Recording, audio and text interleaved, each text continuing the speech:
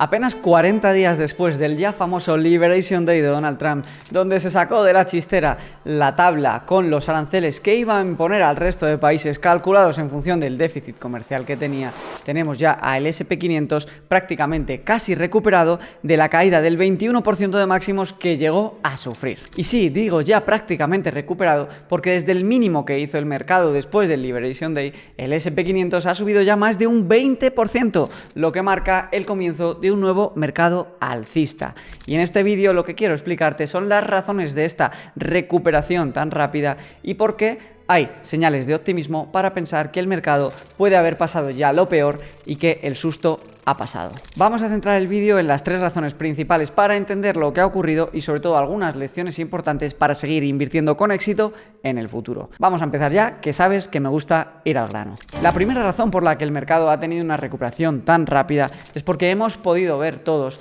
que estos aranceles impuestos de Trump al resto de países en función al déficit comercial, no ya a los aranceles que tenía Estados Unidos, es más una tocada de pecho de espalda plateada o un farol de Donald Trump para negociar e intentar conseguir una mejor posición y sobre todo vender esta idea muy americana de America First, no tanto un patrón aislacionista o un fin radical de la globalización y del libre mercado. Esto se ha podido ver muy claro cuando apenas unos días después del Liberation Day, de las tablas de Moisés o de Trump, hemos podido ver cómo inmediatamente después se llegaron a acuerdos para pausar los aranceles hasta llegar a un nuevo acuerdo, primero con el Reino Unido, luego con India, luego con la Unión Europea y también incluso con China después de la escalada mutua del y tú más y a ver hasta dónde llegamos. Y esto es muy relevante porque si Trump realmente hubiese querido poner fin al libre comercio y a la globalización, estos aranceles no los hubiese pausado a las primeras de cambio. Y si no los hubiese pausado, según la Fed de Atlanta, sí que hubieran venido momentos muy gordos de tensión.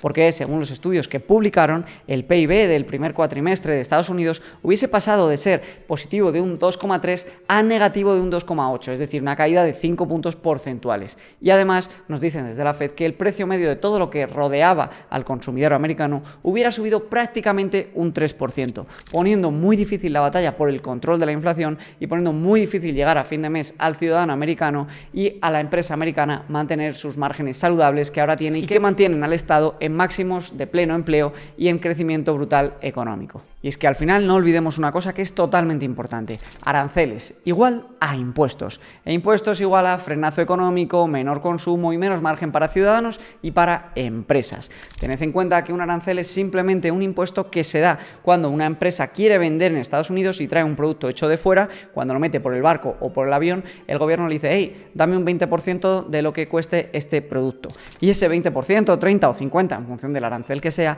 al final lo tiene que asumir tanto la empresa que lo vende como el ciudadano que paga asumiendo una subida de precio y la empresa asumiendo una bajada de márgenes. No obstante, ya hemos visto que estos aranceles no van a ser permanentes e incluso que los defensores más acérrimos de Trump defienden que lo que quiere es simplemente bajar los aranceles globales y ha lanzado este órgano para llegar a mejores acuerdos. De momento con el Reino Unido parece que le ha salido bien, con la India también, con la Unión Europea todavía no parece que haya muchos avances y con China de momento pues están negociando. Veremos a ver qué es lo que ocurre porque realmente aquí lo importante es la relación entre Estados Unidos y China, que uno es el mayor consumidor y otro es el mayor productor. Ahí es donde está en jaque el comercio a nivel mundial. No obstante, lo que está claro es que el proceso conocido como libre mercado y globalización que ha permitido sacar de la pobreza a millones y millones de personas y permitir que muchos países se enfocasen en poner a sus mejores trabajadores en lo más productivo, que es en el desarrollo de tecnología, y que también nos ha venido para multiplicar la riqueza, no solo en países ricos, sino pobres,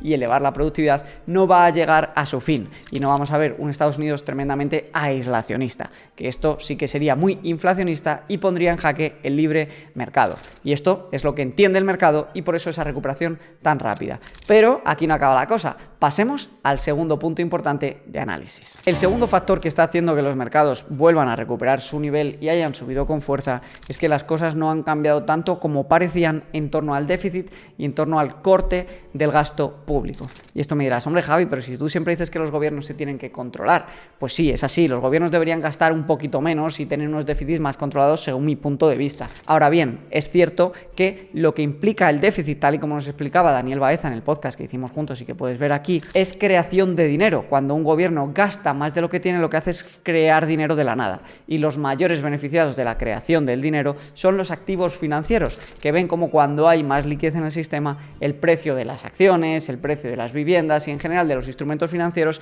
tiende a subir. Y es que ya vimos que aunque con la creación del Department of Government Efficiency Elon Musk entró con todo, con muchísima agresividad, a decir que iba a recortar de todas partes, aquí tenemos este gráfico donde podemos ver el déficit acumulado mes por mes en rojo y vemos cómo en enero o febrero, y porque no sale marzo, abril y mayo, en 2025 ya se ha generado más déficit de lo que se generó en años anteriores, con lo que este Department of Government Efficiency apenas ha sido capaz de recortar en nada relevante. Respecto a la creación de dinero y los déficits, el equilibrio importante se da entre la nueva liquidez y la inflación. Si esta nueva liquidez no genera inflación, no es tan peligroso, entre comillas, aunque podría acabar afectando al precio de los bonos y a la financiación de Estados Unidos. Pero eso ya da para otro tema. Aquí lo relevante es que el mercado ha subido porque sigue habiendo más liquidez, pero en cambio no se ha disparado la inflación. Y es que lo que más preocupaba al mercado era que los aranceles se llegasen a imponer, subiesen el precio de todo lo que nos rodea, generase una inflación descontrolada,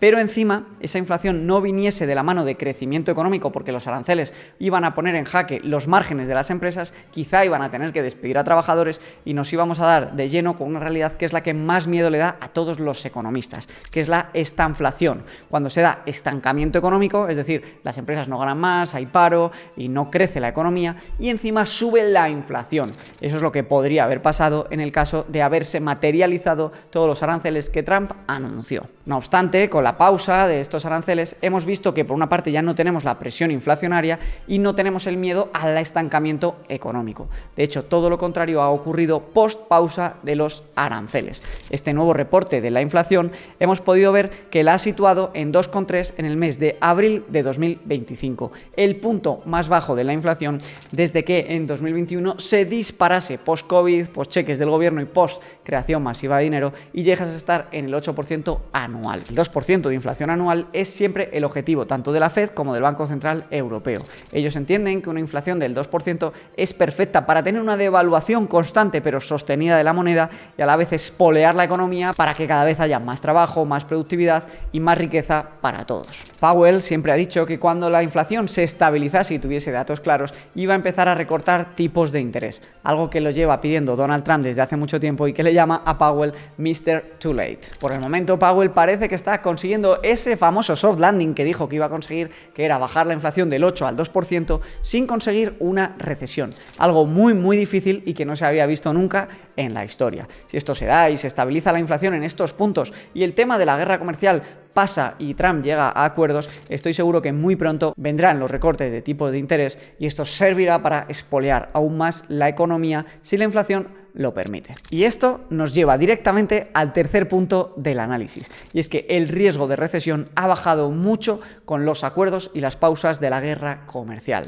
JP Morgan llegó a fijar hasta en el 60% el riesgo a sufrir una recesión si las aranceles efectivamente se imponían. En la actualidad ha bajado este riesgo hasta el 40% y está en estos niveles principalmente por la incertidumbre ante este tipo de guerra comercial. Quieren ver qué ocurre antes de mojarse más con las probabilidades de la recesión futura. Ahora bien, como ves, qué va a pasar el día de mañana es algo muy incierto y que depende de muchos factores totalmente externos a ti, a mí e incluso a las empresas. Todo lo vivido sirve para hacernos más fuertes como inversores, hacernos más fuertes emocionalmente y saber sobrellevar la volatilidad del día de mañana aún mejor de cómo ya lo hacemos. Ahora bien, me gustaría acabar este vídeo con 3 lecciones súper importantes que creo que son claves para invertir con éxito a futuro. Vamos con ellas. La primera de ellas es que nunca debes de vender por una caída agresiva, porque las caídas suelen ser rápidas, cortas, agresivas y sobre todo impredecibles. Nadie al principio de 2025 sabía por qué el mercado iba a caer. De hecho, empezó subiendo el S&P 500 como un 6 o 7% anual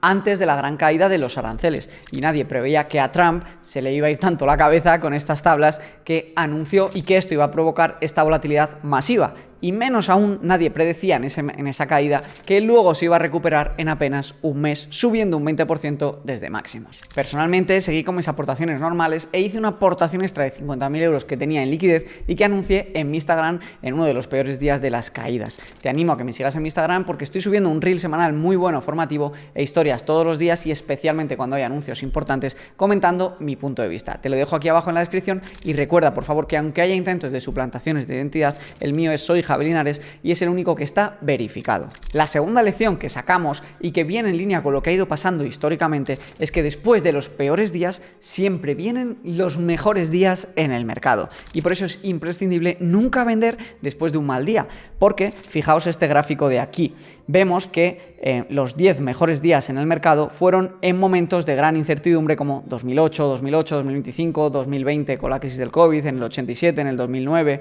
y después de esos días tan malos vinieron retornos extraordinarios un año después, 3 años después y 5 años después. Y si lo ponemos en perspectiva con esta otra gráfica de aquí, vemos que un inversor que hubiese estado invertido en todos los días del mercado y hubiera invertido 10.000 euros del 2003 al 2022, hubiera convertido los 10.000 euros o dólares en 64.000, pero un inversor que se hubiese perdido los 10 mejores días ya solo hubiera tenido 29.000 en retornos. Y como vemos, los mejores días vienen inmediatamente después que los peores días. Por eso, si ya te has comido la bajada y si vas a estar invertido a largo plazo, es impepinable que te la vas a comer, espérate y cómete también la recuperación posterior. Y la tercera lección que saco de este mini mercado bajista que ya ha dado comienzo a un nuevo mercado alcista es que Bitcoin se ha comportado genial pese a la volatilidad y la incertidumbre, asentándose como uno de los mejores activos del mundo, reduciendo muchísimo la volatilidad a la que nos tenía acostumbrados con caídas de hasta el 70% en apenas unos meses y de hecho en lo que va de año lleva una subida del 11%, mejor aún que incluso la del SP500.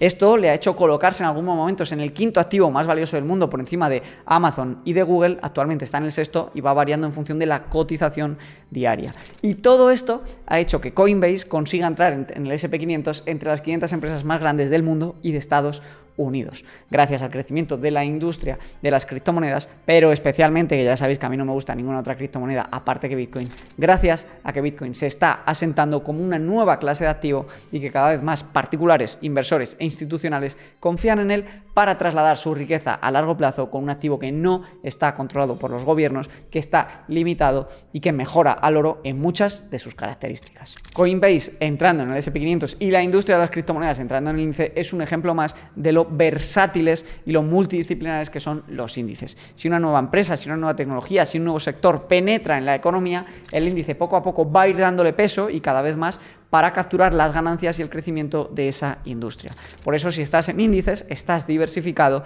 y no importa cuál sea la tendencia en 50 años, que tú conseguirás estar en ella positivamente y habrás ido purgando de tus inversiones todas aquellas que van muriendo. Te dejo aquí para acabar un curso gratuito que hice de 1 hora donde te explico cómo gestionar y cómo invertir tu dinero desde cero para hacerlo con éxito y sobrevivir a la volatilidad y a la inflación y acabar teniendo un patrimonio millonario o multimillonario en 20 o 30 años. Dale like fuerte, comparte este vídeo con todo el que le pueda ayudar y nos vemos la siguiente con un nuevo vídeo más. Muchas gracias.